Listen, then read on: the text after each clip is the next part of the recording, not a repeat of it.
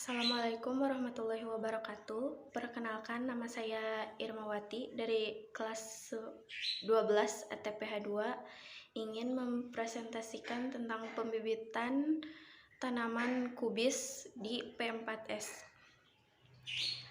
Tanaman kubis atau kol memiliki nama Latin Brassica oleracea var.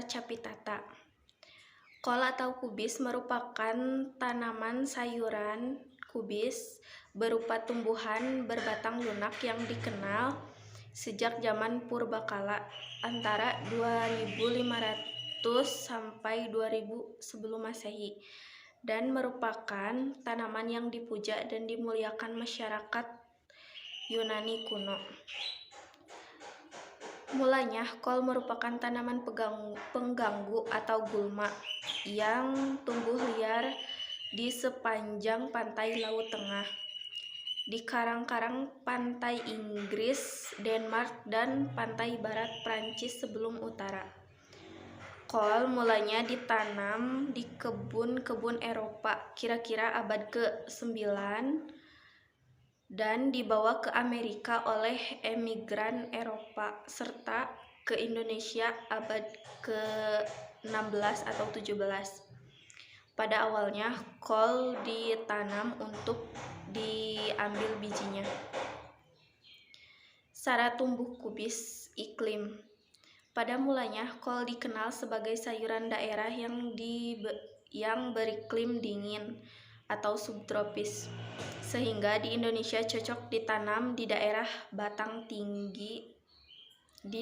daratan tinggi antara 1000 sampai 2000 meter di atas permukaan laut, yang suhu udaranya dingin dan lembab. Kisaran temperatur optimum untuk pertumbuhan dan produksi sayuran kubis antara 15 derajat Celcius sampai 18 derajat Celcius dan maksimum 24 derajat Celcius.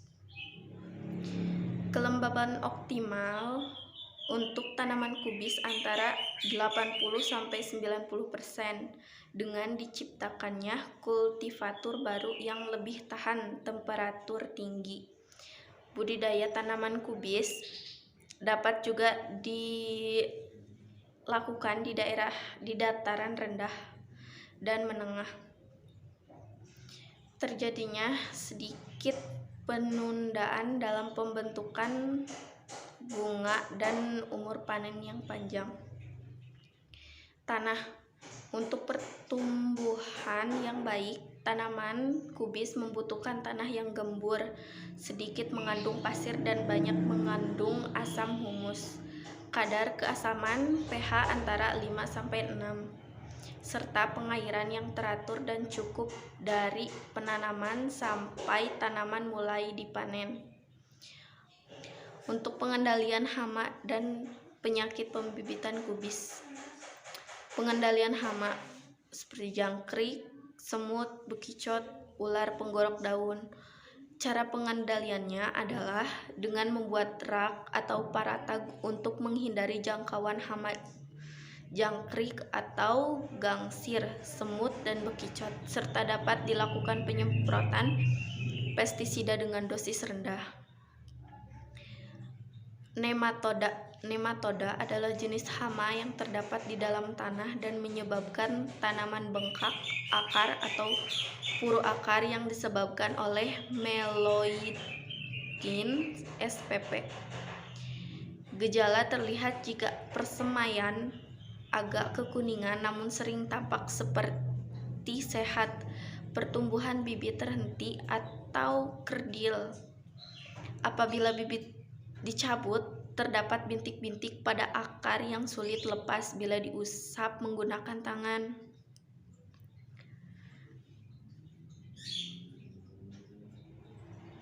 Pengendalian penyakit petek atau anthracnosa. Penyakit ini disebabkan oleh cendawan.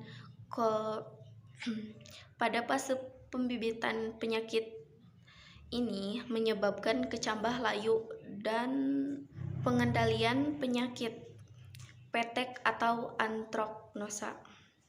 Penyakit ini disebabkan oleh cendawan Coletrotrichum capsici dan Colectricum gloesporioides. Pada fase pembibitan penyakit ini menyebabkan kecambah layu saat disemaikan. Cara pengendaliannya adalah melakukan penyemprotan dengan pretikur atau fungisida apabila bibit yang diserang cukup sedikit, dan apabila serangan banyak, maka bibit harus dibuang atau dibersihkan agar tidak menular kepada bibit yang lainnya. Layu bakteri. Penyakit layu bakteri disebabkan oleh Ralstonia solanacearum. Penyakit ini bisa mulai menyerang bibit muda yang baru tumbuh hingga bibit siap tanam. Gejala penyakit ini adalah tanaman muda atau bibit tiba-tiba layu, dimulai dari pucuk tanaman, selanjutnya seluruh bagian tanaman layu, dan akhirnya mati. Jika tidak segera diatasi, penyakit ini dapat menular ke bibit yang lainnya. Penyakit rebah semai atau rebah kecambah dumping off. Penyakit rebah semai atau rebah kecambah disebabkan oleh beberapa jenis cendawan, yaitu Pythium spp, Fusarium spp, Phytophthora spp, dan Colectrium spp. Penyakit ini mulai menyerang pada benih sebelum berkecambah hingga bibit dewasa siap tanam. Gejala terlihat jika terdapat benih yang gagal tumbuh. Benih berwarna hitam dan membusuk. Biji yang sudah berkecambah mati secara tiba-tiba. Pada bibit dewasa terlihat pertumbuhan semaian yang kerdil karena batang dewasa atau leher akar membusuk dan mengering. Cara pengendaliannya adalah jika semaian terinfeksi penyakit, maka harus dicabut dan dimusnahkan. Serta media tanam yang terkontaminasi harus dibuang. Untuk selanjutnya, mozaik virus. Penyakit mozaik belang kuning atau chlorotis disebabkan oleh potato virus (PF), CMF atau tobacco H virus (TFV) atau TMV. Gejala terlihat pada daun tanaman muda, yaitu berwarna belang, kuning atau chlorotis. Penyakit ini menular melalui hama vektor, yaitu kutu kebul atau kutu daun. Belum ditemukan bahan aktif yang mampu membunuh virus tersebut. Cara pengendaliannya adalah apabila terdapat semaian yang terinfeksi penyakit, maka segera lakukan pencabutan dan dimusnahkan.